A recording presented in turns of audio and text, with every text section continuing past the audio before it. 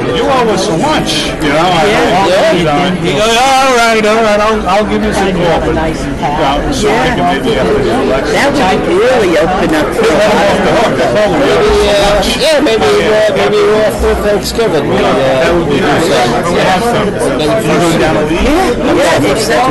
I'll have to check that out. I'll ask my son about it. I come back from Thursday, I'm more tired than I went. I stopped going a few years ago, and it's a really nice weekend. Nobody's always around, and there's no parties at night. Everybody go home when everything's and it's just like a very relaxing time. I'd rather chill out in my office than to go down and sit. Good, how are you? I'm going to stay for Tuesday. I'm going down to, I'm doing a commencement speech at the college on Tuesday night, so I'm going to leave there for the... Graduated half a year. Yeah. Congratulations. Yeah. Where do they have it? They're having it at... Good morning. Okay. All right. I had so much time, and there was an accident as you go from, you get on 280. Of course, I had to be on the wrong side, and over here. So we had to pull over for the police. So this was finally when I got around it was open again. But it's like, really, come on, guys. Yeah, we did a partnership with them for homeless. That's fine. I said I could be available. I think it won't take long. So it doesn't cost us I anything. wanted to be sure that you saw them, and I included Dina because of her experience. So he asked me last year, and we'll see if the response will be from the staff here. It doesn't matter. Okay, good. I'll get down there 9, 10 o'clock. I'm just going to stay Wednesday. We have our party on Wednesday afternoon, 3 to 5. So I'll be able to get out of there. We haven't started yet. Younger guy, When I was, play around the golf, hang out till 1 o'clock. My first term as mayor, I probably spent 5 days. Pay attention. They want to rapid distance to stop. I'm from 80 to 280, and you don't really know because I'm on the left side. Everybody in the whole world just walking into so casino or restaurant. You can see the police behind me. Sharing up with people standing. And everybody's got squeezed. I'm on the left lane. He was my administrator. Once you got there, the car would show where they were. I put out racks. Oh, you did? I saw that as thank you. 2037. I didn't talk to him. He looked like he always kept it up. Came on 80. There wasn't no accident. No, he seemed to be good. He was a good guy. He was. All on the right-hand side, it didn't look like a bad accident because everybody on the right side was able to get onto 280, but A legend, and he's still being a legend. it just happened when I came around. Management company. He manages a building in West New York, I think it is. Yeah, I knew it was somewhere up there. Don't give myself about 15 I think it's minutes West New York, so big high rise. It still really was. I give myself 2 hours. It's like he's from Oxford. And Roxbury. Still loves to play that. He still wants me in. I got to read him with the last couple We play sometimes. People have together socially every once in a while. So we got to catch up with you about how you like San Antonio? 15 minutes. We had a... Yes, I got 2 hours. Father Bartlett is here, but he's just... What day we fly back? I thought we fly back the same day. Wednesday? Tuesday. Dennis came to the golf out. I think I flew back the same day from the Midwest. And We gave him a little bit of work. I gave him some. I think he's on the here, so we can get some.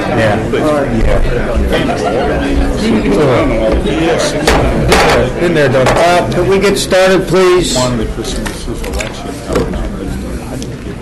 Good morning and welcome to the North Jersey Transportation Planning Authority's November 13th meeting of the Board of Trustees. As a reminder to all members, the microphones around the board table are very sensitive, and this meeting is being taped and telecast. Before we start today's meeting, I'd like to recognize some new faces in the room. First, welcome to Gary Brune, the Chief Financial Officer of NJDOT, and the new alternate for Commissioner Hammer. Also with us, we have Jared Rodriguez, the newly named alternate for our Citizens Rep, Jamie LaFrac. Welcome to you both. Nice to see you here. Thank you. To start the meeting, I would ask Beverly Morris to read the Open Public Meetings Act. Beverly? This is to advise that in accordance with the Open Public Meetings Act, Chapter 231, EL, 1975, adequate notice of this meeting has been forwarded to the Newark Star Ledger, the Asbury Park Press, the Courier News, the Daily Record, the Home News Tribune, the Jersey Journal, and the New Jersey Herald. It was posted in the Essex County Hall of Records in Newark and on the bulletin board of the Lieutenant Governor in Trenton. Thank you. Please join me in the pledge to the flag. I pledge allegiance To the flag of the United States of America and to the republic for which it stands, one nation, under God, indivisible, with liberty and justice for all. Beverly, would you please call the roll? Bergen, Here. Essex, Present. No. Hudson, Here. Hunterdon, Yes. Jersey City, Here. Middlesex, Here. Monmouth, Present. Morris, Present. Newark, Present. Ocean, Passaic, Present. Somerset, Present. Sussex, Present. Union, Present, be opposed. Warren, Here. Governor's Office, Here. NJDOT, Here. NJ Transit, Here. Port Authority, Here. Citizens Representative. Present. Mr. Chairman, we have 18 voting members present. Thank you. Vice Chair Strata has joined us by phone, Union County. Approval of minutes. Are there any corrections, additions, or deletions to the minutes of the September 18th board meeting? Seeing none, may I have a motion to approve the minutes? I believe Fielder Scott had Estrada, moved them. I heard some. Yes. Is there a second? Morris will second. All in favor? Please. Aye. Sorry. Apologize. Any opposed? Seeing none, motion carries. You also have before you the minutes of our special board meeting teleconference. Are there any corrections, additions, or deletions to the minutes of the October 22nd board special teleconference? Seeing none, may I have a motion to approve the minutes? Morris will move. Is there a second? Morris moved it. Who seconded? Hunterdon. Okay, fine. All in favor signify by saying aye. Aye. Opposed? Motion's carried.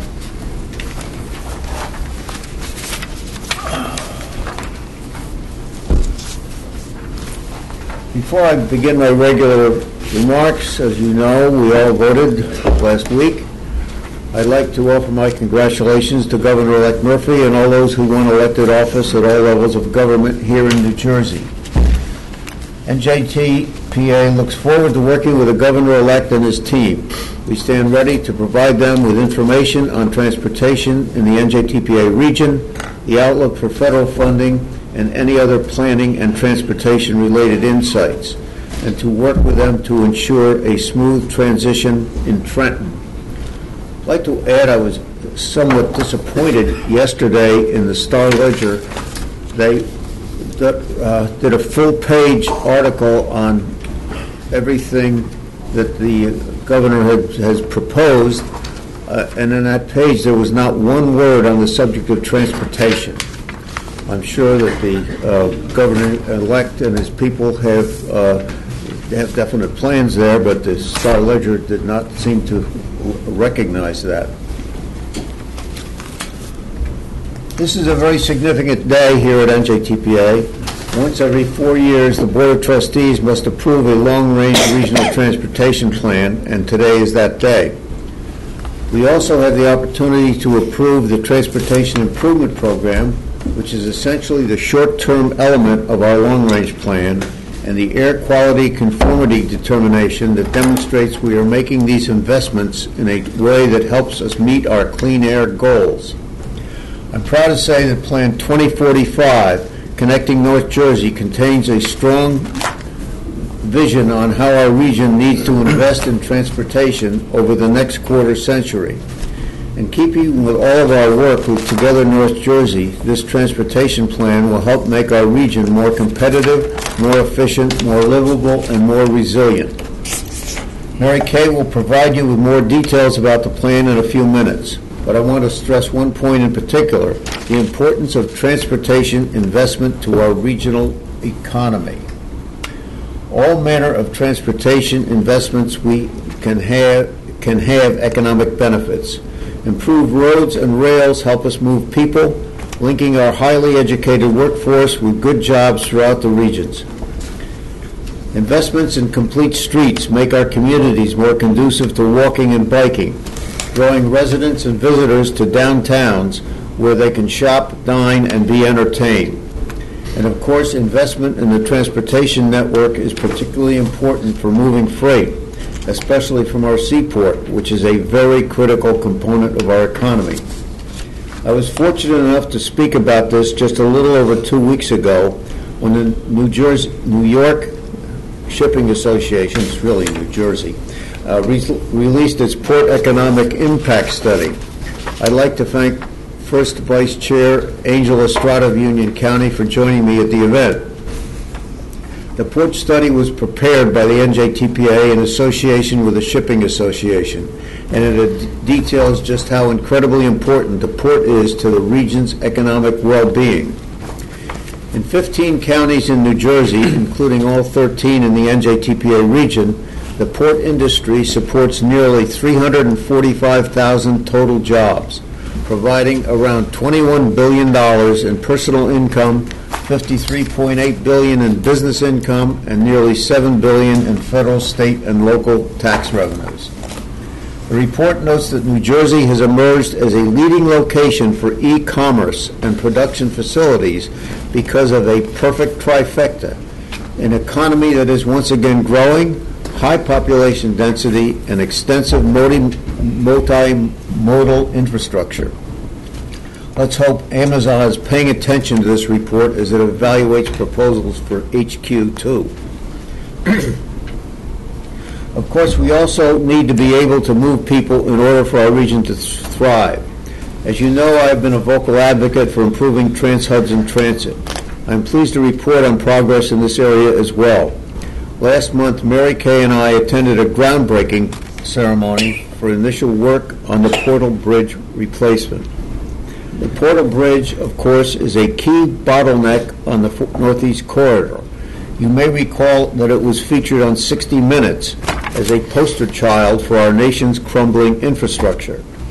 The 106-year-old bridge frequently malfunctions when opening or closing, causing massive delays that can have ripple effects on trains as far away as Boston and Washington.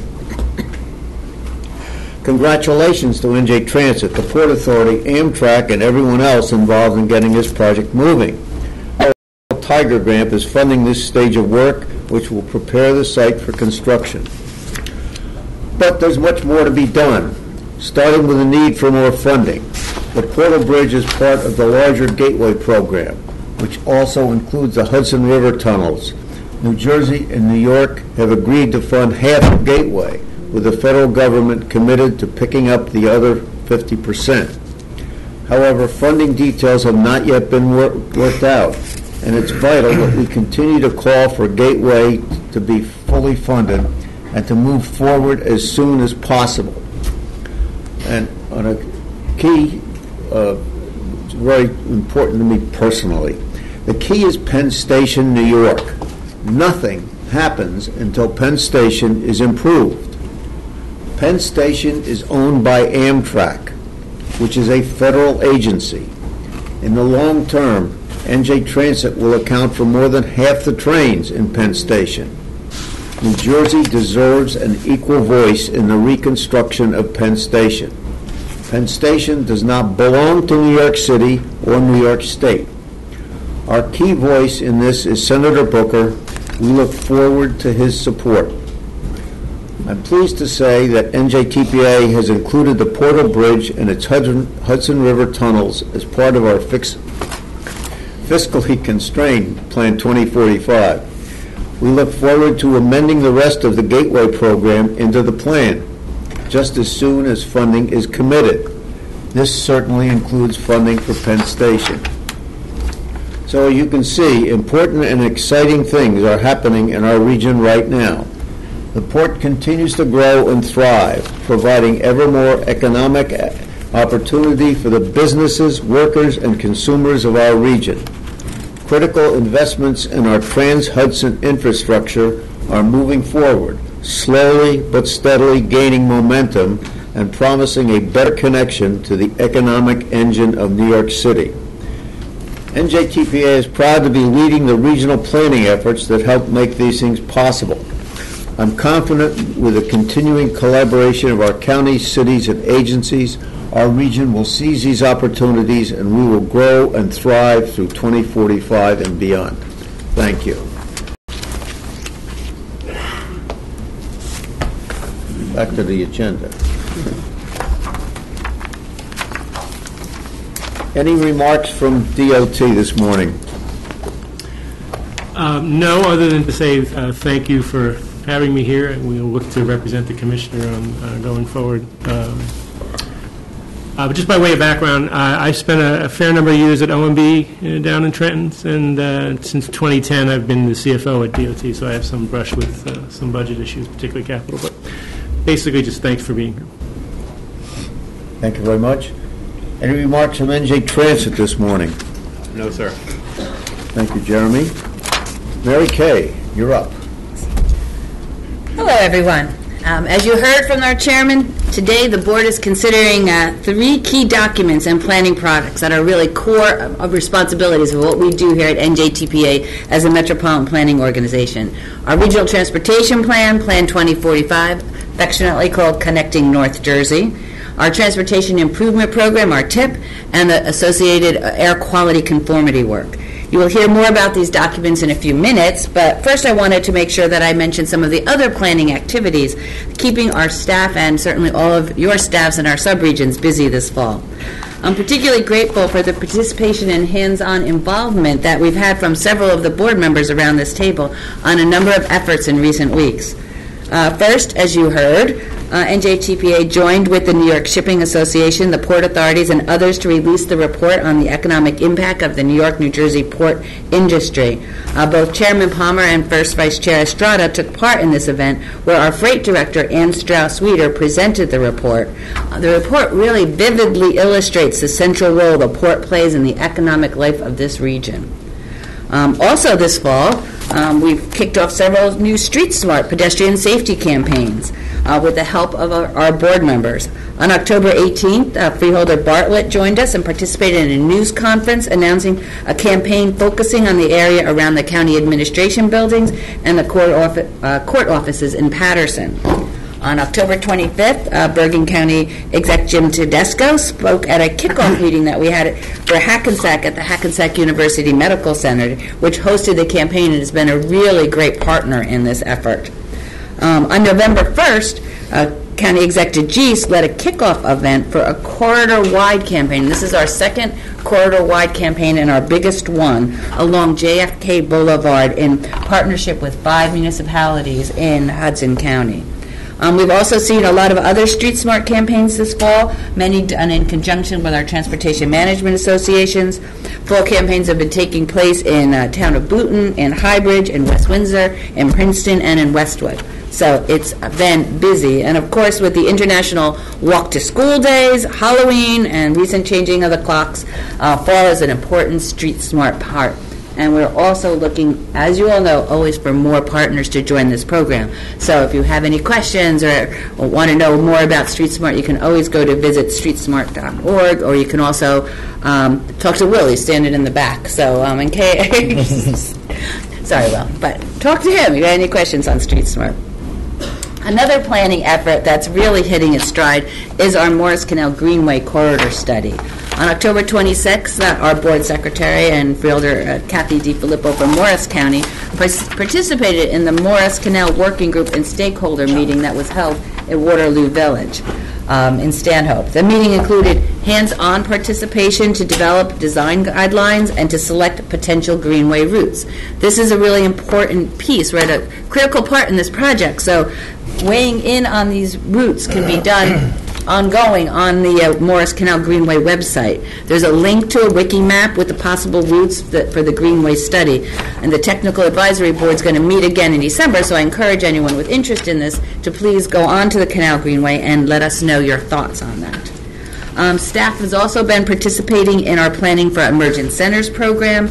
Now, this provides technical assistance, many of the local communities that you all work with, to create more sustainable, transit-supportive, and walkable communities. We currently have 3 projects underway.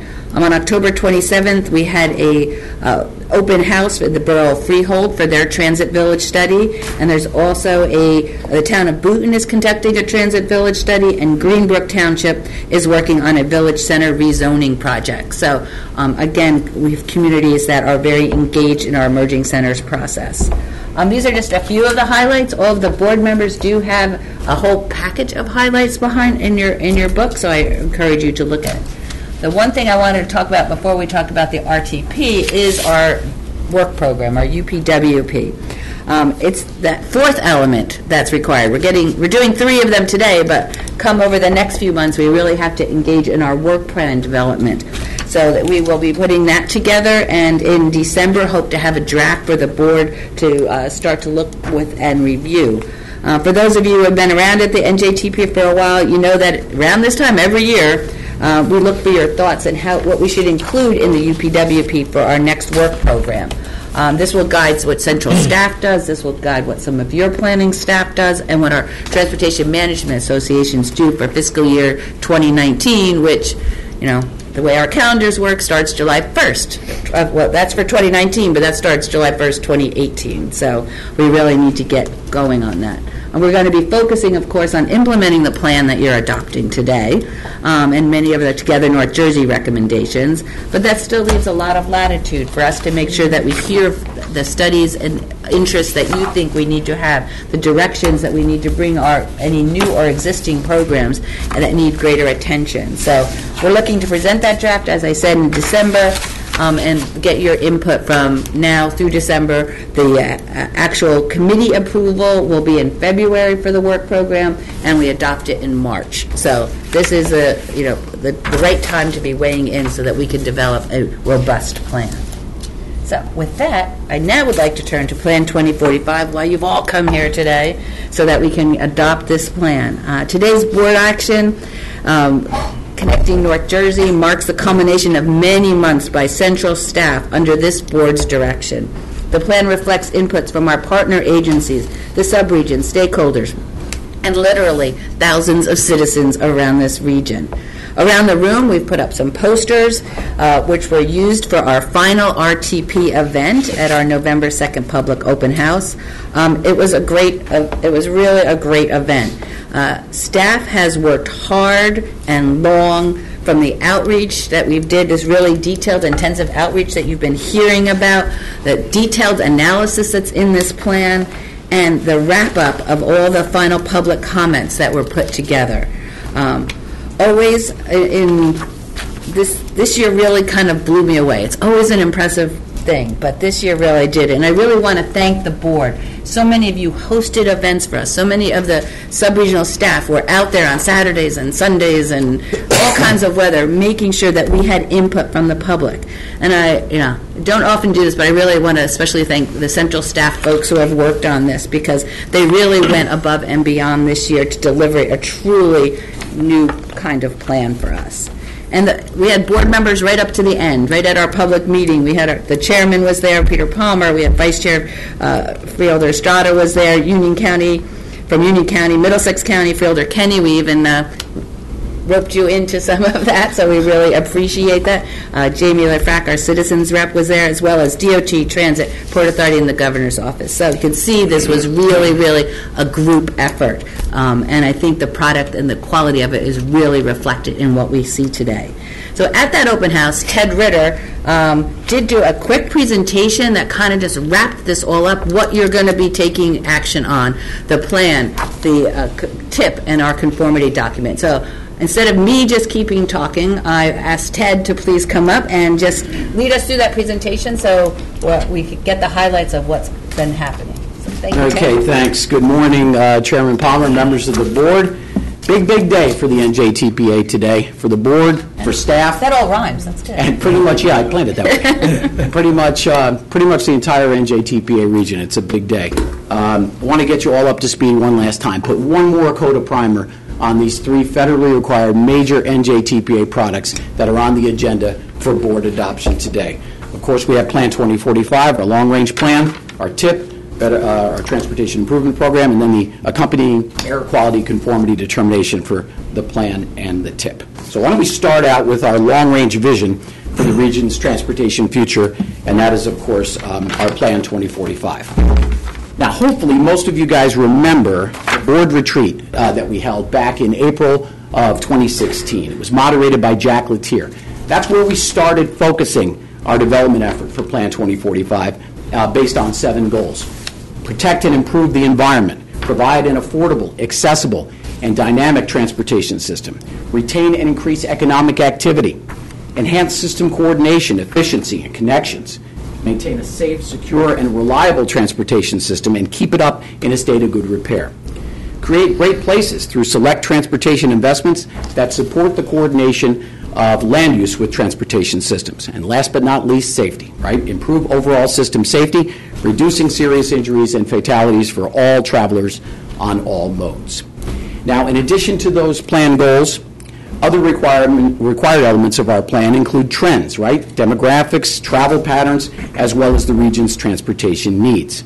Public input that we heard mentioned briefly by Mary Kay. We did an innovative, extensive, and inclusive public outreach program for Plan 2045, engaged about 3,000 people in person at community events, public meetings, pop-up booths, and specialized engagement in every single NJTPA subregion and through our plan website.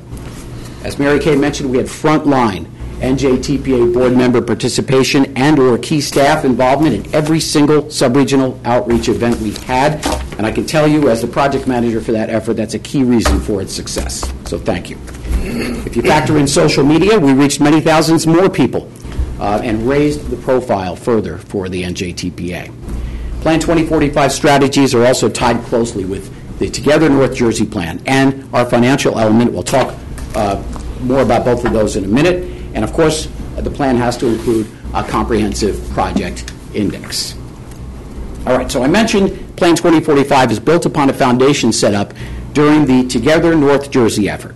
TNJ was a coalition of 100 diverse partners led by Rutgers University. In 2015, this partnership developed the first ever comprehensive plan for the 13-county NJTPA region. So it didn't only focus on transportation, but rather how to make our region more competitive, efficient, livable, and resilient. Now, Plan 2045 also addresses what we call the game changers, many of which you identified during that board retreat I just mentioned. Game changers include technology, safety, key demographic and economic changes that are happening across our region and across the nation, and of course, resiliency. But factoring game changers into Plan 2045 was and is a bit of a tricky assignment. As we heard from Jim Hughes, the former dean of Rutgers University's Blaustein School, at our symposium in this room back in December, which we used to set the stage for Plan 2045, the future we think may be coming may not be the future that actually arrives because of disruptions and innovations that haven't happened yet. One of the key components of Plan 2045 is the RCIS. That stands for Regional Capital Investment Strategy. This is the NJTPA's policy for making transportation investments. across broad categories of programs and projects. It includes investment principles and guidelines for how we plan and develop projects.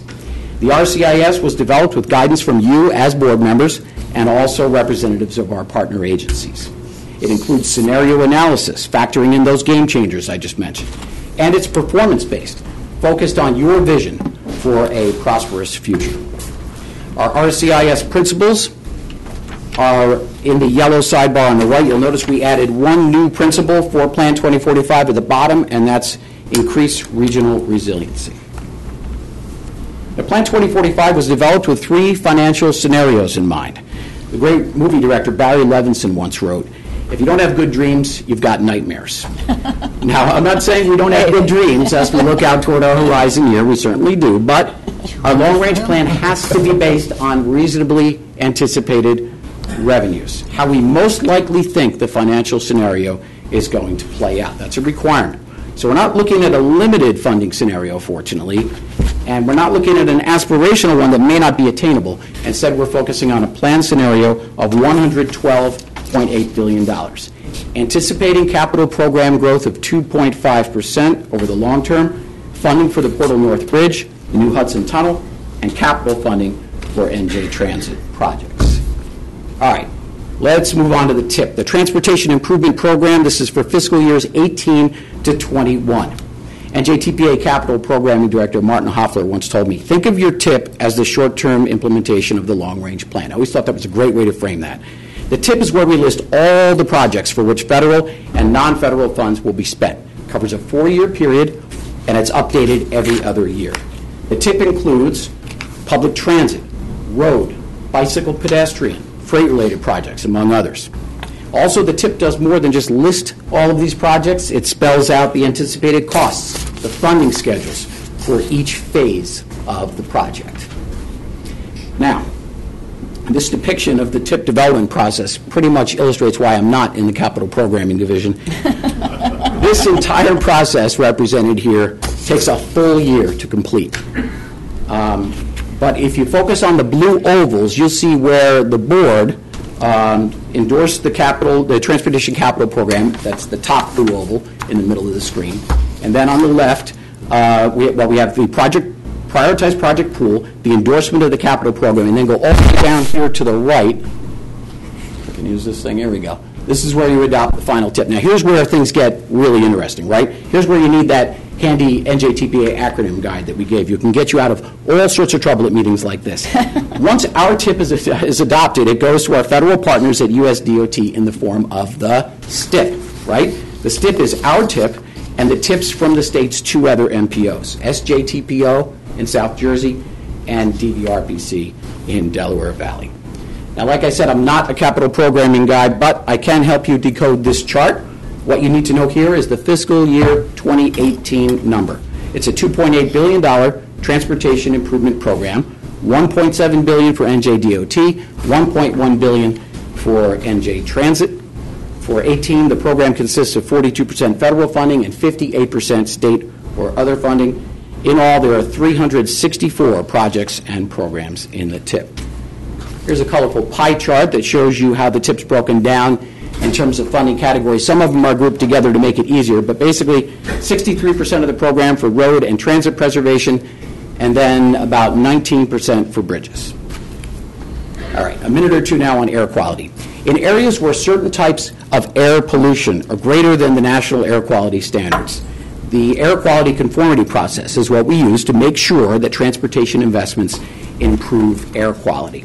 For the NJTPA, as the region's MPO, we are required by the federal government to conduct a regional conformity analysis. This is not conformity in an Orwellian sense or anything like that.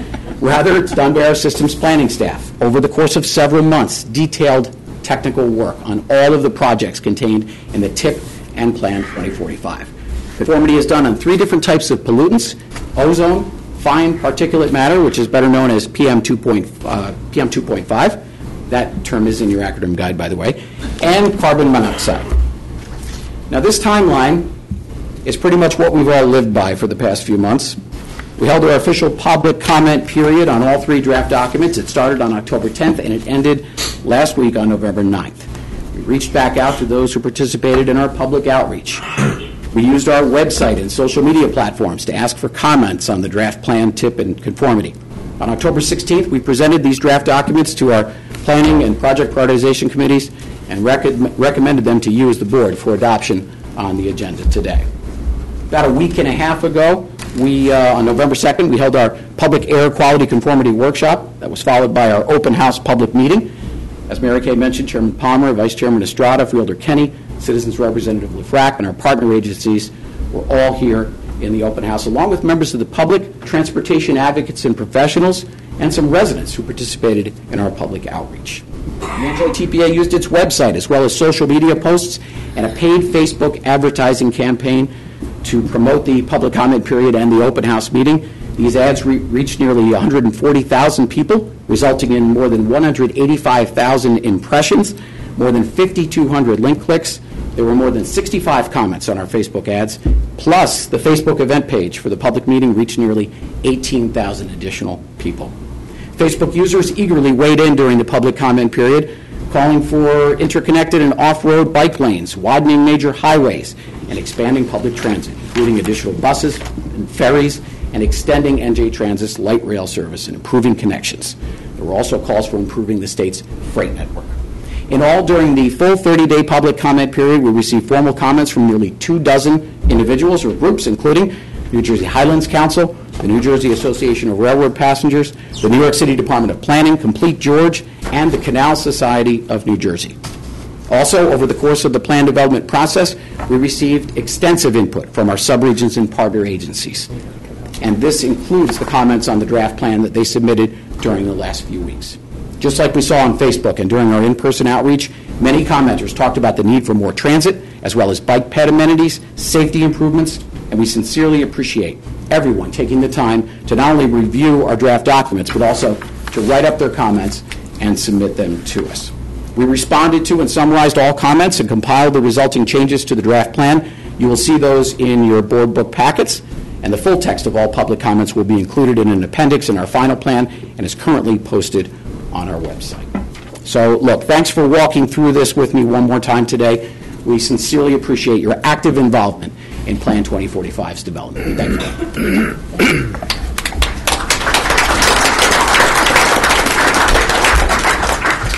Thank you, Ted. As you all know, I've been on the board for 20 years, so I've seen numerous RTPs developed. The extensive and innovative outreach and the important connection to the work done on Together North Jersey truly make this the best plan I've seen in my 20 years, and I want to commend staff on this effort. Ted, you mentioned the acronym guide. About 15 years ago, I suggested that since we have so many acronyms, we've got to have a guide for it, and we've since developed that. I believe we have time for a few questions from board members. Does anyone on the board have any questions with respect to the presentation that Ted just made? Yes, sir. Is this the appropriate time to make a comment? On with respect, with respect to what Ted presented.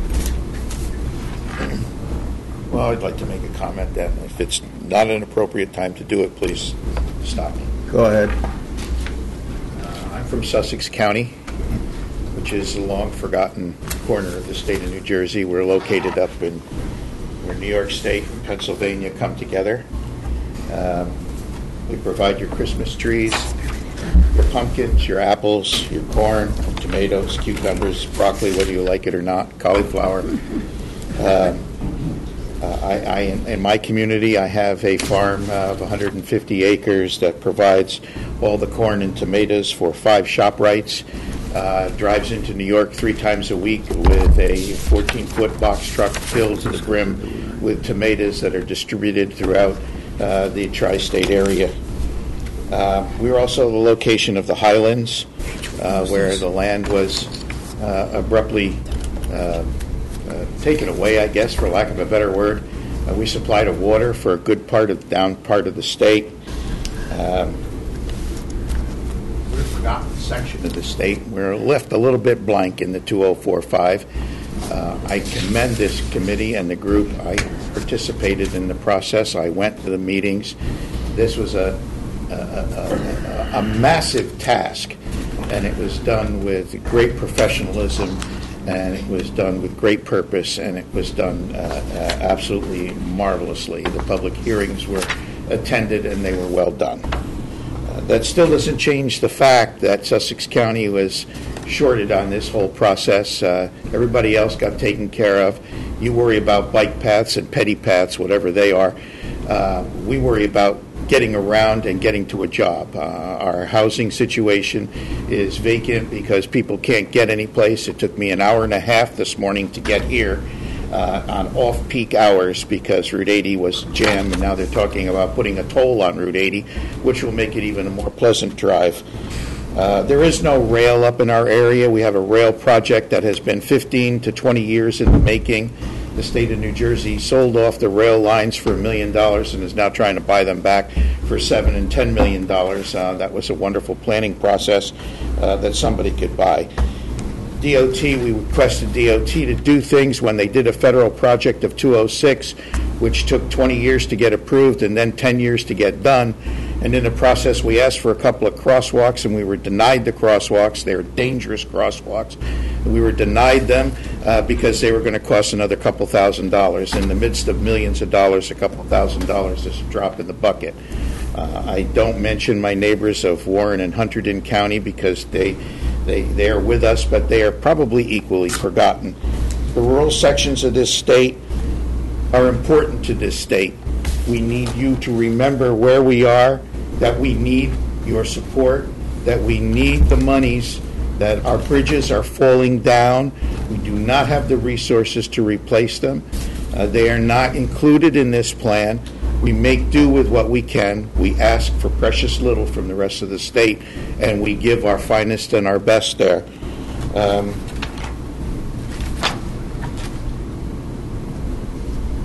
My town is so broke because of what goes on that we couldn't come up with another $600 to put a culvert underneath a road we were redoing. It'll wait till next year because of the constrictions that the state and the federal government put on the projects that we can and cannot do. So if this is the only time I get to make this plea, I respect everything that you've done in the rest of this state. I've spent 46 years of my life living in Sussex County, and I have not seen anything really change from where monies are allocated to this state to this day.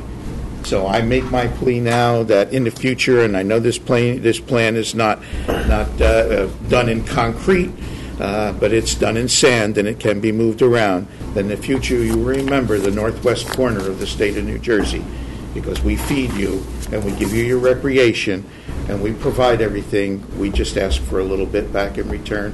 Thank you for your time. Any other board members have any comment they would like to make at this time? Okay. Moving on. I'd like to call on Freeholder Matt Holt, Chair of the Planning and Economic Development Committee, to give the committee report. Matt? Thank you, Chairman, and tough act to follow in Ted Ritter, as I'm discovering, but I'll do my best, without question. Behind every great board are some committees that do some great work, teamed with our staff work, and I'm pleased to report on the activities of the Planning and Economic Development Committee. There was a joint meeting held in October, and the committee considered 3 action items that are on today's agenda. Number 1, the committee endorsed Plan 2045, connecting North Jersey for approval today, along with the accompanying air quality conformity determination. As Ted very adeptly noted, under federal law, any MPO like ours has to update its long-range plan every 4 years in order for the region to continue to receive federal transportation funding. And as you noted, federal transportation funding is a very large percentage of the funding that we as a state and the region get.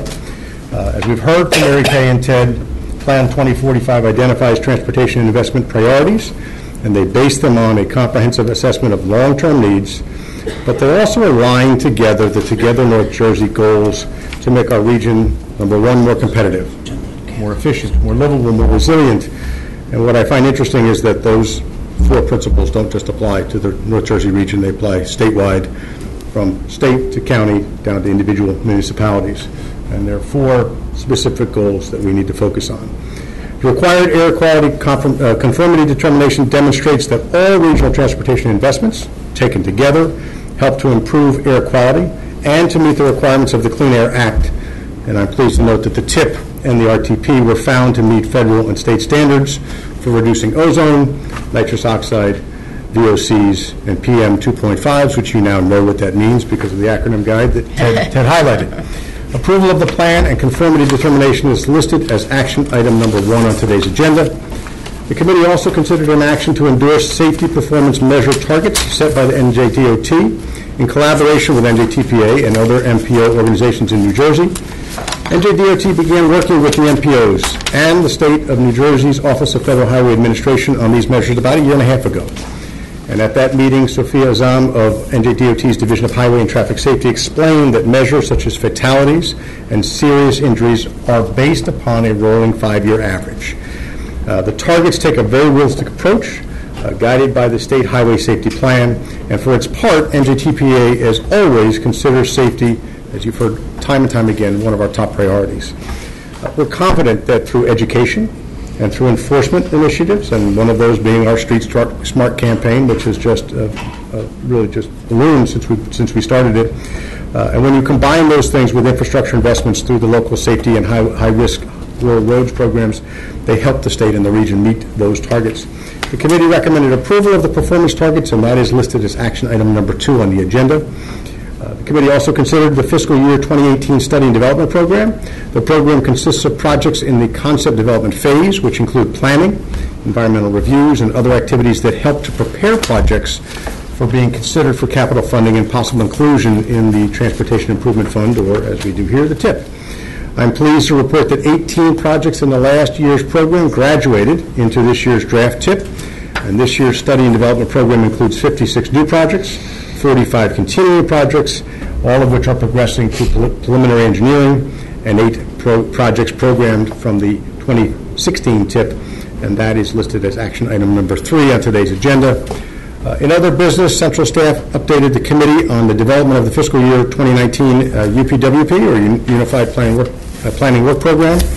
Mary Kay noted that the work program sets the agenda of planning work and studies that are going to be carried out by our staff, the subregions and TMAs for the coming year, which begins next July. It is a very vital and important document. Many of the major projects we are approving the TIP today, which range from intersection redesigns and addressing road hazards and bus and rail upgrades and so much more, are projects that were identified and explored through the subregional or corridor studies that were authorized by the work program. So it's a very important part of that program. This also includes programs that support complete streets and pedestrian safety and other priorities that have been set by this board over the years. And so I urge all of the board members to weigh in with your ideas. You'll be seeing a draft of that work program that will be out at some point next month for comment. We'll be looking for the committee approval in February and board approval essentially aimed at March. The committee was also briefed on the progress of the alternate fuel study. This effort addresses readiness to advance and accommodate the use of alternative fuel vehicles in 3 pilot communities, and those communities are Secaucus, Woodbridge, and Montclair, and the study will be concluding in the very near future. And finally, a word you love to hear from me, finally, staff alerted that the committee to the upcoming rehabilitation of the Route 495 bridge over Route 109 in Hudson County will affect the heavy daily auto and bus traffic traveling to and from the Lincoln Tunnel. NJDOT held an incident management task force meeting in September. This task force, which included local representatives, state police, and regional agencies, discussed options for mitigating traffic through the 2-year construction project, probably very similar to what we did on the Pulaski Skyway, Executive DeGise. Impacts on the 495 corridor are expected to begin in the fall after completion of the Pulaski Skyway project. And while that concludes my report, Chairman, I might add, because I think it ties specifically, this is where I'm going off script, Mary Kay. Mary Kay, be nervous every time he does. I'm going off script, and Mary Kay and staff, whatever. But I will support something you said earlier today with regard to our need for commitment for transportation. Certainly, first of all, and I'm going to ask you to note the famous words of Jack Latier, which are, Chairman? Transportation is a game board on which the entire economy was played. Very good. I was going to say that anyway. I know you're going to say that, and you can say it again and reinforce it. And I want to Transportation is a game board on which the entire economy I didn't mean that right now. It's not an act we planned, by the way. But I will comment in driving in this morning that if you did not know this, I mentioned this to the chairman, the executive director this morning when I got in, late, of course. Today is the 90th anniversary of the opening of the Holland Tunnel. And as I think about, first of all, that the tunnel is 90 years old, that says a lot about our infrastructure. Says a lot about construction at that moment because it's still 90 years old and operational. But I was thinking in terms of where we would be if perhaps 100 or more years ago we had not actually started to plan that and invest in it and realize the connection between New Jersey and New York and the whole tri-state region is so critical.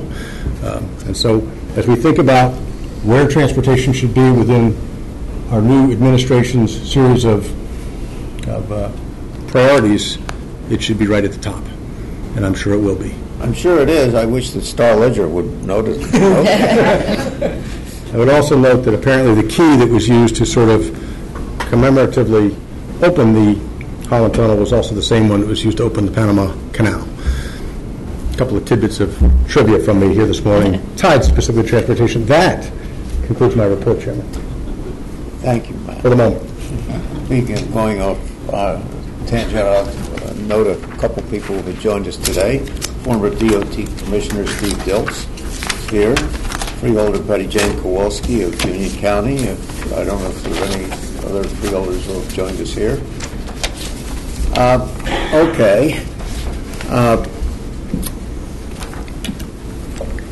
The updated regional TIP plan, regional plan 2045, connecting North Jersey, accompanying air quality conformity to determination, as was just presented. May I have a motion to approve the resolution? Motion, Jersey City. Moved by Jersey City. Second. Seconded by Hunterdon. Any comments from board members with respect to this motion? Seeing none. Any comments from members of the public on this item? Seeing none. Beverly, would you please call the roll? Bergen, Aye. Hudson, Aye. Hunterdon, Yes, and I appreciate the comments from Sussex County. Jersey City, Aye. Middlesex, Yes. Monmouth, Yes. Morris, Yes. Newark, Yes. Passaic, Yes. Somerset, Yes. Sussex, Yes. Union, Yeah. Warren, Yes. Governor's Office, Yes. NJDOT, Yes. J Transit, Yes. Port Authority, Yes. Citizens Representative. Yes. Motion is carried. Thank you very much. Support for safety performance measure targets set by the NJDOT in collaboration with the NJTPA and other MPOs in New Jersey. May I have a motion to approve the resolution? Morris will move it. Second. Say. Moved by Morris, seconded by Passaic. Any comments from board members? Any comments from the public? Seeing none?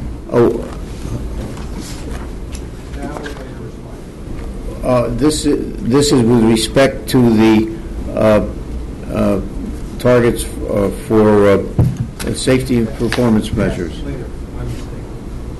Okay. Seeing none? Roll call, please. Beverly? Bergen, Aye. Hudson, Aye. Hunterdon, Yes. Jersey City, Aye. Middlesex, Yes. Monmouth, Morris, Yes. Newark, Yes. Passaic, Yes. Somerset, Yes. Sussex, Yes. Union, Warren, Yes. Governor's Office, Yes. NJDOT, Yes. NJ Transit, Yes. Port Authority, Yes. Citizens Representative. Yes. Motion is carried. Thank you. Next is the fiscal year 2018 Study and Development Program. May I have a motion to approve the resolution? Hunter moves. Hunter moves. Morris will second it.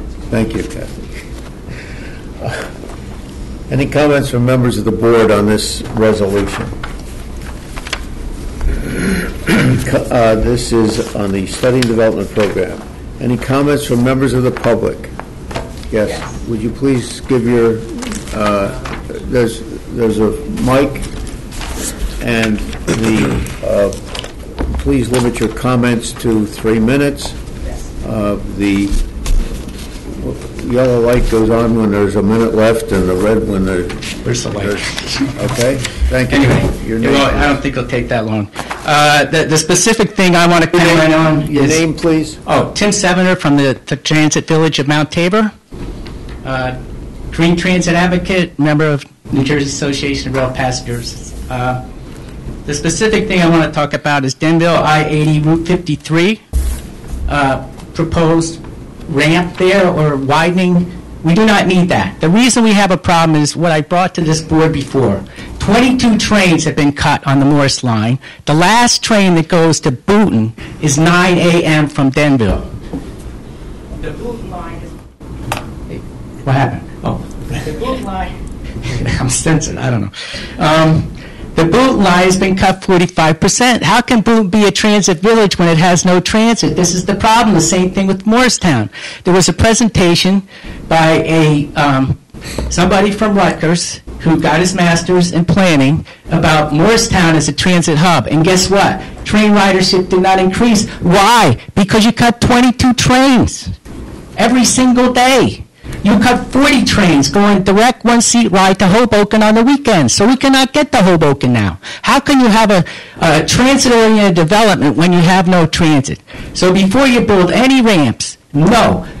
10 years ago, they spent $28 million on improving, and it was a safety improvement, but it cost $28 million from 53 to Route 10. That $28 million could have paid for all of those trains to run. One of the people from New Jersey Transit told me, and maybe somebody from New Jersey Transit can support it, it cost $1 million to run a train. So that $28 million could have run our trains. So we have to look at that. We have to be serious about this now. You know, we're in peak oil and climate change. We can't be fooling around wasting $28 million on more road ramps widening when right there we have the train running. We have good transit development. We just had Esting Lake, was just built by the Denville train station, but again, the 22 trains have been cut from their service. Well, and like I said, Morristown is a transit hub. It's hopping, but people can't take the train off-peak to Morristown. We have to run the trains first, number one, before we do any widening. That's it. Thank you for your comments. Any other members of the public wish to comment on the Study and Development Program motion? Seeing none, Beverly, will you call the roll, please? Bergen, Aye. Hudson, Aye. Huntington, Yes. Jersey City, Aye. Middlesex, Yes. Monmouth, Yes. Morris, Yes. Newark, Yes. Passaic, Yes. Somerset, Yes. Sussex, Yes. Union, Say Union. Yes. Union votes yes. Warren, Yes. Governor's Office, Yes. NJTPA, Yes. NJ Transit, Yes. Port Authority, Yes. Citizens Representative, Yes. motion is carried. Thank you very much. Vice Chair Estrada is chair of the Project Prioritization Committee, but since he is on the phone, he's asked to have Friola Di Filippo to give the committee report. Kathy? Thank you, Mr. Chairman, and thank you, Chairman Lestrada. I am pleased to report on the activities of the Project Prioritization Committee. At the October joint meeting, the committee considered 4 action items, 3 of which are on today's agenda. First, the committee recommended approval of our agency self-certification. The board must self-certify the NJTPA planning process each time the Transportation Improvement Program, or TIP, is adopted. This action confirms that the NJTPA is in compliance with all relevant federal regulations and maintains the region's eligibility to receive federal transportation funding. This is listed as action item number 4 on today's agenda. Next, the committee also recommended approval of the new TIP for fiscal years 2018 to 2021, along with the required air quality conformity determination, which was discussed in the Planning and Economic Development Committee report. The 2018 TIP consists of 312 projects and programs, totaling about $1.7 billion for road, bridge, and other work overseen by the New Jersey Department of Transportation, as well as 52 New Jersey transit projects and programs totaling $1.1 billion. In keeping with the long-standing NJTPA policy, the TIP emphasizes a fix-it-first approach, with 63% of the funds going to preservation and improvement of existing road and transit systems, and another 19% for bridge repair and replacement. Overall, the TIP includes many crucial projects that will improve regional mobility. Please note that you've also received an addendum to the TIP, which consists primarily of schedule changes to Superstorm Sandy related projects from the Port Authority and NJ Transit. It also contains some final minor corrections and adjustments to funding, phases of work, and project descriptions. Approval of the TIP and air quality conformity is listed as action item number 5. Next, the committee recommended approval of the initial financial plan for the Route 206 project in Somerset County. Federal regulations requires projects totaling $100 million to $500 million have a financial plan in place. This plan must cover various elements such as cost estimates, implementation plans, financing, revenue, cash flow, and public-private partnerships. The committee will be asked to approve annual updates to this financial plan over the course of the project. This list is listed as action item number 6. And finally, the committee approved the federally required annual update of the financial plan for the Route 3, Route 46, Valley Road, and Notch Rifle Camp Road interchange project in Passaic County.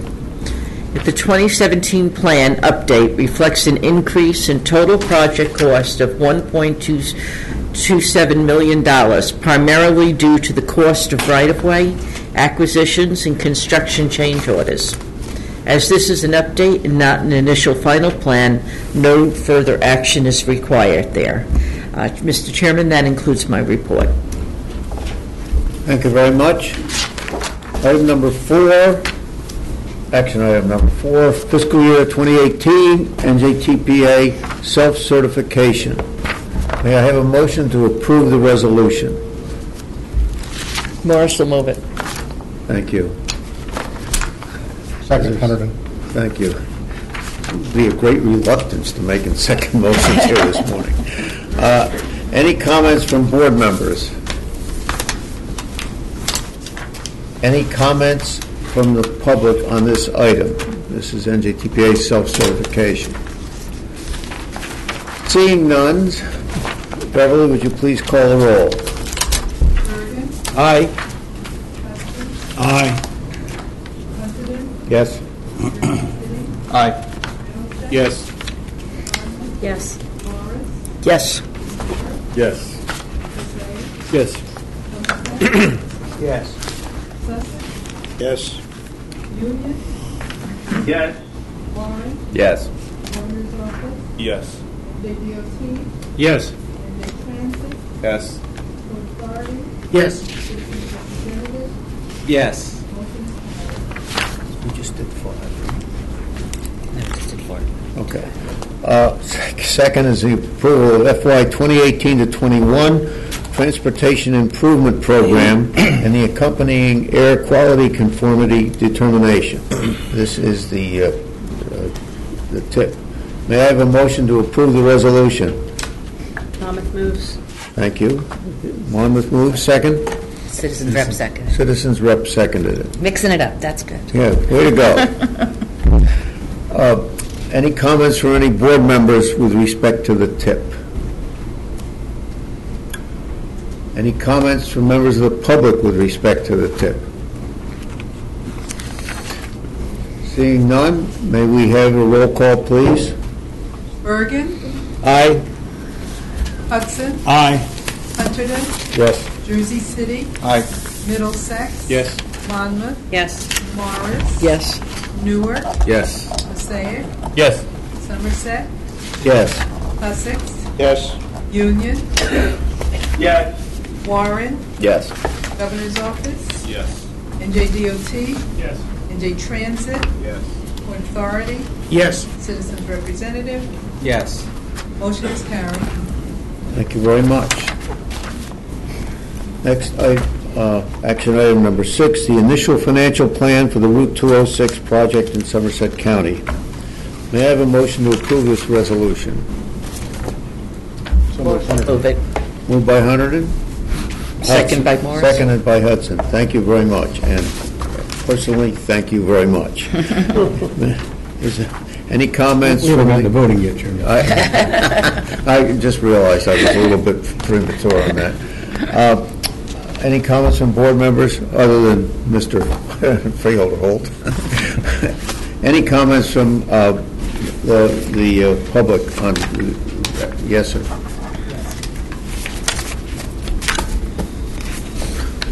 This is the same individual who gave his name a few minutes ago. Evan again from the Transit Village of Mount Tabor. This is exactly, I believe Somerville is trying to be a transit hub. They've been working on that for a long time. I don't think the Raritan Valley line has gotten any more service. Once again, this is where the rubber meets the road, folks. You can't keep widening roads forever. $500 million is a lot of money. With that amount of money, Somerville might really be a transit hub. We could increase service on the Raritan Valley. We have to be serious now. No road widening projects. In the picture of the H6, I see rails going right by where the highway goes. I mean, crossing it. But you get the point. We have to be serious now. The Plan 2045 calls for increasing transit, and you're spending $500 million on wide road expansion?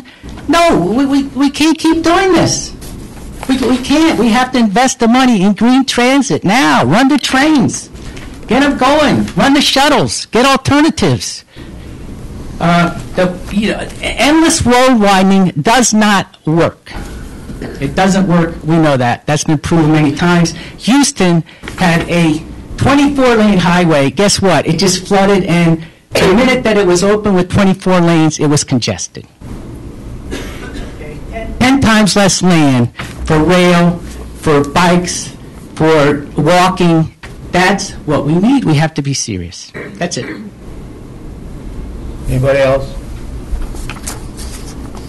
Roll call, please. Bergen, Aye. Hudson, Aye. Hunterdon, Yes.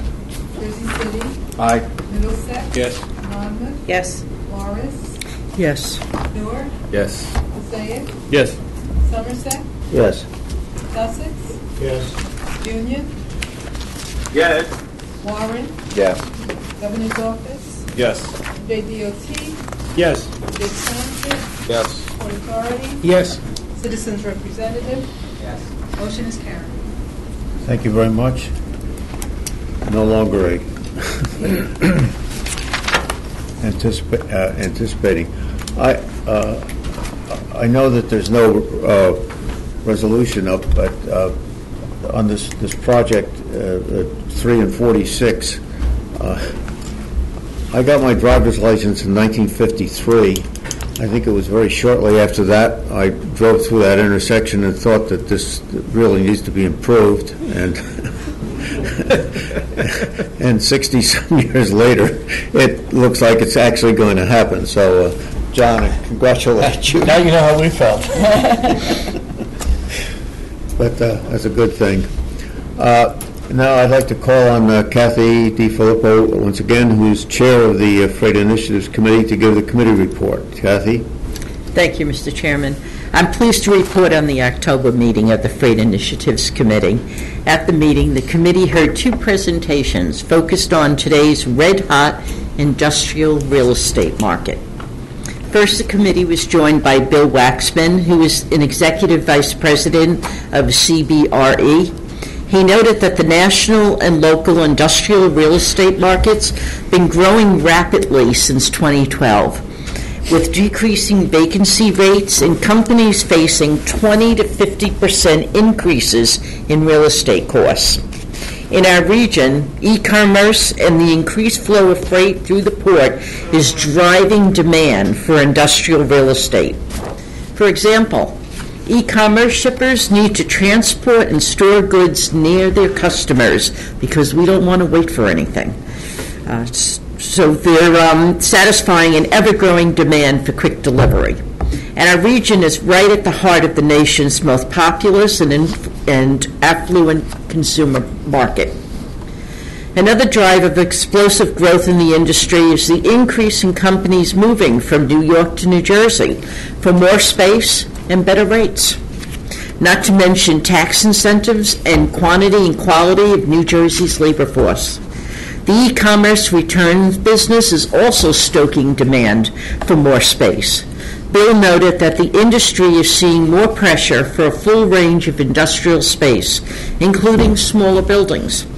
He also noted that location decisions include reviews of the drayage rates for moving containers from the port to specific sites. The further away, the higher the rate. The inclusion of this factor highlights the importance of the port for the regional industrial market. Next was a presentation by Matthew Dolly, Director of Research at Transwestern. He indicated that the current regional industrial market vacancy rate is at its lowest ever, and there are 14.3 million square feet under construction, the most ever on record. Matt said that the seventh consecutive quarter, the average asking rent exceeded an all-time high, and rents have increased over 9 consecutive quarters. Matt said industrial is the preferred real estate investment class for these days. The outlook for industrial real estate sees more competition for space with growing food, fitness, and fun facilities, and increased e-commerce operations. Of course, Amazon is still growing, and Wayfair and Blue Apron, among other e-commerce operations, have joined the mix in the region. Matt noted that the growth in related jobs has helped to drive the industrial market, but there is still a labor shortage. Also, at the meeting, we learned that Union County is consulting the Port Authority's GMAP database to map out their truck routes with an eye towards preventing truck clearance problems at bridges. Mr. Chairman, that concludes my report. Yes, thank you very much. And the freight industry in this state, in this particular part of the state, is really expanding, to put it mildly. People want what they want now. That's why Amazon and others have facilities here so that they can deliver things within 30 minutes of when you call up and ask for them, or something like that. Now the federal policy update, to turn back to Matt Freeholder for his update on federal policy and whatever else he wants to add at this point. I always get to this sort of, Chairman, I get to the end here, I look at what's left, and I realize that, I'm probably the last thing between here and lunch. So we'll be brief, Chairman. There are discussions about the future of our national transportation policy that are ongoing right now in D.C., although at the moment there is not a specific long-term infrastructure plan that has emerged as the successor to the FAST Act. There's also been some talk of tax reform legislation, as everyone here is aware, including the dedication of some repatriated tax revenue for infrastructure. But when it gets down to it, that measure at the moment did not ultimately get included in the tax bill, which is called the Tax Cuts and Jobs Act. And as everyone knows, they are currently being reviewed in both the House and the Senate. Some components of the tax bill will have an impact on transportation policy. I remind everyone that these are all still being debated at the moment. Currently, the bill would eliminate the $7,500 tax credit for electric vehicle purchases. It also, at the moment, would get rid of the employer tax write-off for transit and parking subsidies. And at the moment, it also would affect various provisions associated with public bonding that could impact how in the future projects get funded. There are some other developments, both on the House side and on the Senate side, as both are considering legislation that creates a framework for regulation of automated vehicles. In keeping with past policy for standard vehicles, both bills call for federal standards under the National Transportation Safety Administration, rather than allowing states to develop individual rules and regulations for these types of vehicles. On a somewhat similar note, USDOT is considering whether to move forward with a proposed rulemaking that would require automakers to include vehicle-to-vehicle communication technology in all vehicles. That does not mean your cell phone to another one, by the way. Okay? It's not yet clear whether this rulemaking will move forward, or if it does, when it would actually occur. And finally, I would like to note that legislation recently introduced at the House of Representatives would create a pilot program that is aimed at improving transportation funding. And under that program, which is called the Transportation Access and Systems Connection Act, 5 states and 10 MPOs would be selected through a competitive program to receive a significant data set from the federal government. And in this data set, there's going to be information measuring the level of access by all transportation modes, and that's important, all transportation modes, to important destinations within the state or within the MPO region. And some of those destinations include jobs, education, healthcare, food sources, etc. I'd like to think that NJTPA in the region that we serve and the population density we serve and our relationship to New York might be included in that group. It's always important to remember that all of these are only proposals at this point. Staff at the NJTPA and our national organizations, which are both AMPO and NARC, will continue to monitor developments related to these and to other policy and legislative issues. Mr. Chairman, thank you, and that concludes my report. Thank you very much, Matt. We now turn to the public portion of the meeting. As in the past, we advise members of the public that we have a 3-minute time limit on comments. The light on the timer will go from green to yellow when there is 1 minute remaining, and then red when 3 minutes is reached. We ask that you keep your comments within this allotted time. Are there any comments from the public? Gentleman over here, please give your, whoever speaks, please give your name. Chairman Palmer, Director Murphy, good morning. My name is Neil Weissman of Complete George, and I thank you for the opportunity to comment on Plan 2045. You have copies of extended remarks and online at CompleteGeorge.org. First, an update on municipalities calling for wider GWB paths and a connected grid. When I started, I had no idea whether these communities even wanted cycling, but now 38 are in support. If West New York, Hawthorne, and Alpine are on the same page, I like to think something's working. Second, my take on Plan 2045 is informed by watching New York City evolve over the last 20 years. I've seen how a 1,000-mile of bike paths and 10 million bike share trips per year has fundamentally altered how people get around, particularly after Superstorm Sandy. I recommend North Jersey emulate cities who've committed to cycling infrastructure and have reaped the benefits. Portland, a city of 600,000, credits its bike grid with saving $800 million a year from leaving the city. Use the 4th National Climate Survey as an impetus to action. 2016 marked the first year since the late 70s where CO2 emissions from the transportation sector has exceeded power generation. set double-digit mode share targets in high-density areas, determine the infrastructure needed to make it happen, and commit the funding. Performance-grade cycling projects relative to other modes of transport, people per dollar served, and the potential to extend the useful service life of dated infrastructure. Factor the range of benefits, public health, property values, resilience, air quality, and congestion mitigation, competitiveness, and affordability.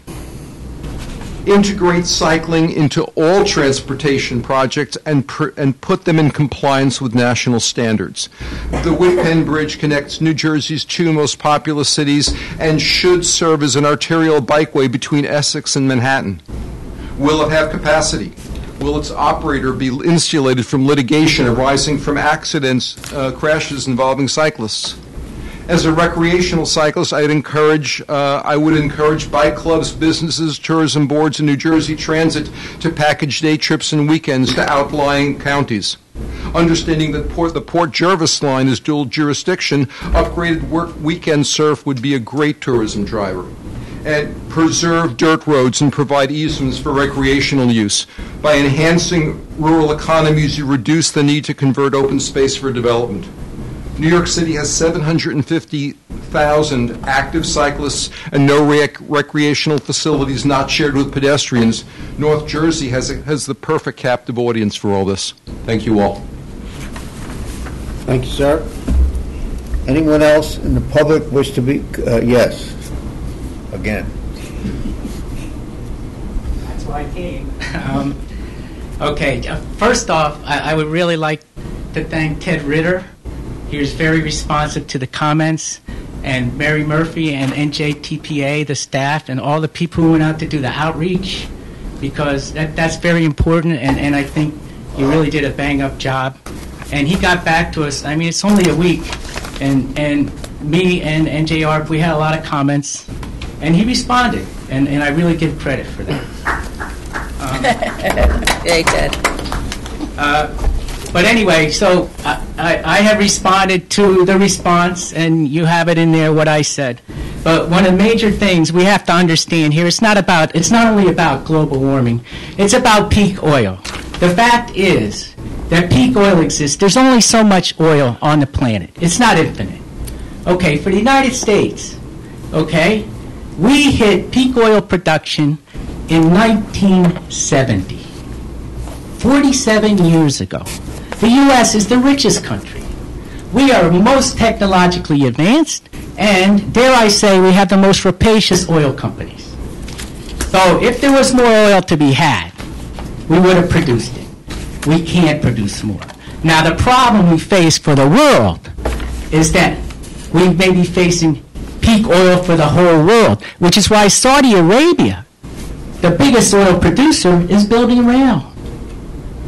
So we had to take this realistically.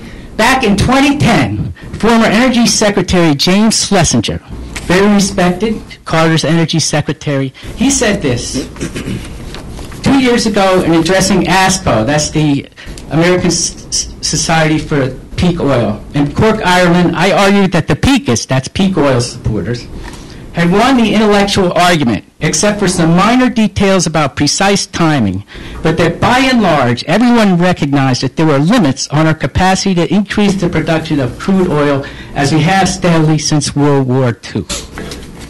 I suggest you all look at Chris Martinson's excellent primer on peak oil, which explains it. When oil prices were consistently over $100 per barrel, then toxic frac shale oil, which was actually not a new technology, suddenly became economically viable. It is important to understand that the critical thing about peak oil is not that there is no more oil. There is plenty of oil, just about any element in the ocean or the earth. The problem is whether it's economically viable to extract it. Frac shale oil, which is toxic to the environment, wastes precious clean water, and has been repeatedly proven by peer-reviewed scientific studies to cause earthquakes, has temporarily provided Americans with cheap gasoline to run their trucks, SUVs, and cars. But it's not sustainable. David Hughes of resilience.org, I have another link to that. Please study that or look at it. Okay, can I continue, or that's it? I think you've made your point. Okay, peak oil is real, and we have to consider it. Gas prices are going to increase, which means just like in 2008 when my trains were packed, Mount Tabor train station, you couldn't even get parking, is going to happen again. We need to run trains. Thank you. Anyone else in the, yes, sir. Please give your name. Good day. My name is Matthew Walsh. I'm a transit advocate and a member of New Jersey Association of Railroad Passengers. I'd like to briefly discuss the Route 287 corridor. As you know, the corridor was originally constructed as a crescent surrounding, it was then periphery of the New Jersey metropolitan area. Now, that peripheral population has effectively moved 20 miles north and west. The area now contains significant population density and employment. You have cities and towns like Parsippany, Morristown, Somerville, New Brunswick that are transit deserts. The only way you can get to those job centers are in cars.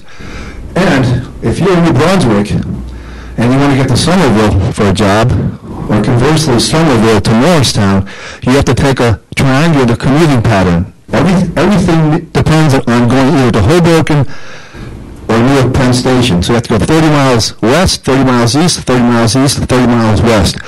I think we should really consider building a public transportation network down the median strip of 287, connecting 11 rail lines. This would obviate the need to go to Hoboken or Newark Penn, probably alleviate some crowding there.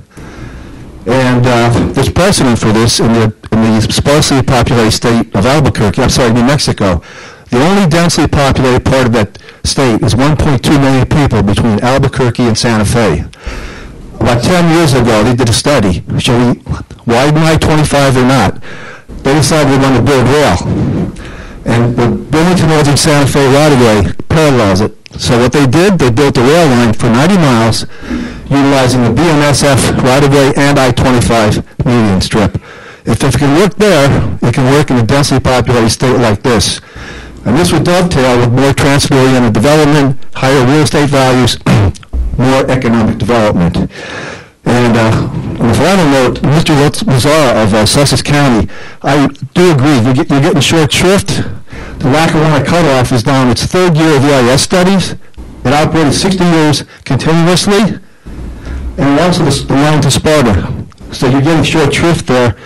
One final sidebar, I've been looking at the Montclair Farmers Market for 10 years, representing the farm products of Circle Brook Farm and over New Jersey, and you are the breadbasket of New Jersey, and by the way, his property abuts the unutilized Lackawanna cutoff. Thank you, everybody.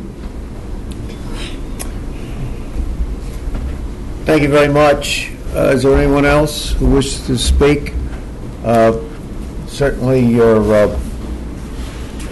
comment about I guess it would end up being a monorail down whatever, but down 287 is very interesting as someone who lives within a mile of 287. But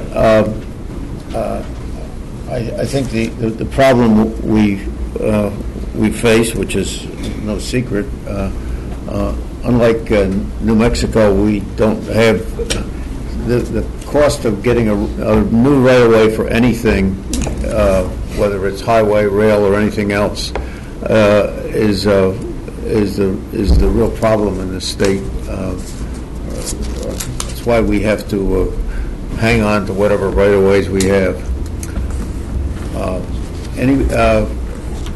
Given that, before we close out the meeting, I would like to announce that the NJTPA Board will elect new officers for 2-year terms at the January meeting. The nominating committee will consist of myself as outgoing chairman, Hudson County Executive Tom Jagis, our immediate past chair, and freeholder John Kelly of Ocean County. Over the next few weeks, the committee will confer and determine a group of candidates for the executive committee positions. The nominations will be announced at the January meeting and followed by a vote. If anyone is interested in making a nomination, please reach out to myself or Mary Kay. The next meeting of NJTPA will be on Tuesday, January 16th, the day after Martin Luther King's birthday, here at 1 North Center, 17th floor. The committee meeting dates for 2018 can be found in the back of your board books, and we have committee meetings December 11th, is it? The committees will be meeting here on December 11th. If there is nothing else, may I have a motion to adjourn? Second. Wow, that was a lot faster. All in favor signify by saying aye. Aye. Opposed? Thank you all. That changed. I got my ear. Yeah, But he